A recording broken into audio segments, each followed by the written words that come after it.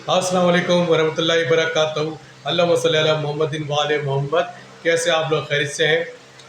मेरी फार्मेसी में एक बुज़ुर्ग आते हैं और वो कहते हैं कि मेरा बेटा शादी के बाद मुझसे अलग हो गया। ना वो मेरे खर्चे को पूछता है, ना वो मेरी तबीयत मालूम करने आता है, और अगर दूर से भी देखता है तो सलाम भी नहीं करता। अब उसी बंदे को मैंने मस्जिद में देखा दुआ मांगते हुए। तो क्या अल्लाह ताला उससे खुश होगा? क्या उसकी दुआएं कबूल होंगी?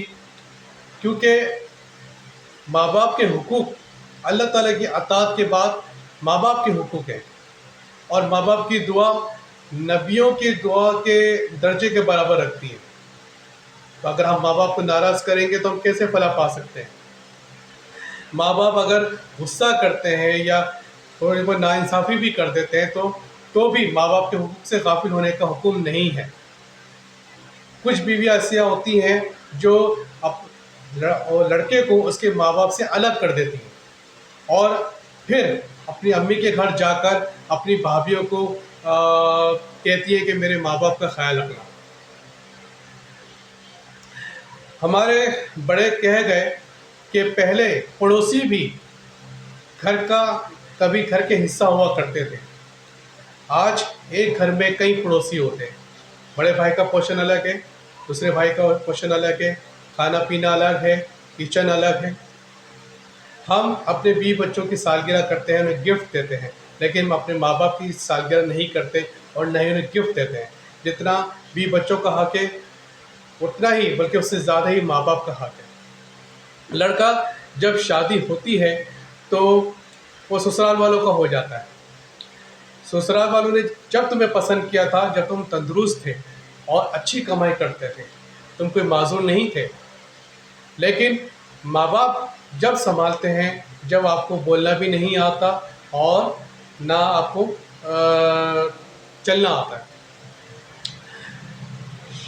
शादी के बाद लड़का बीवी के कब्ज़े में चला जाता है और उसी को फॉलो करता है। फिर माँ बाप की क्या कहते हैं आंखों में से आंखें डालकर बात करता है। बीवी जो है वो अपनी जो कर रही है वो उसको खबर तक होने नहीं देती, और क्या कहते हैं और शौहर जो है क्या कहते हैं उसी को अच्छा समझता है। और ये उसकी खुफिया महारत होती है जो शोहर को ख्वाबों में रखती है, और जो अपनी माँ से सीखती है, अपनी नानी से सीखती है, और टीवी ड्रामों में जैसे सास भी कभी बहू थी उनसे सीखती है।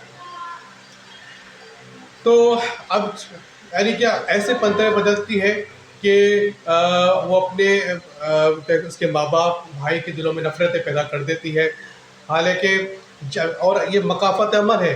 अब यानी कि आज जो कर रही है और कामयाबी के साथ वो कर रही है और कामयाबी के झंडे गाड़ रही है, लेकिन उसके बाद उसको जो मकाफ़त का उसका अमल उसके सामने आएगा, वो बीमारी की शक्ल में भी आ सकता है, औलाद की बेरुखी की शक्ल में भी आ सकता है, और क्या कहते हैं बीमारी की शक्ल में भी आ सकता है। किसी भी सूरत में उसके क्या कहते हैं उसको मकाफ़त अमल का सामना करना पड़ेगा।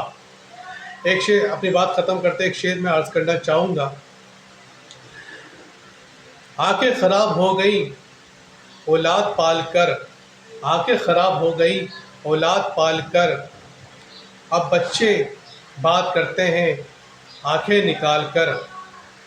जीते जी तो बाप का चश्मा ना बनवा सके, जीते जी बाप का चश्मा तो नहीं बनवा सके, मरने के बाद रखते हैं चश्मा संभाल कर। अगर मेरी वीडियो पसंद आई तो लाइक सब्सक्राइब शेयर ज़रूर कीजिएगा। जज़ाकल्लाह। अल्लाह हाफ़िज़।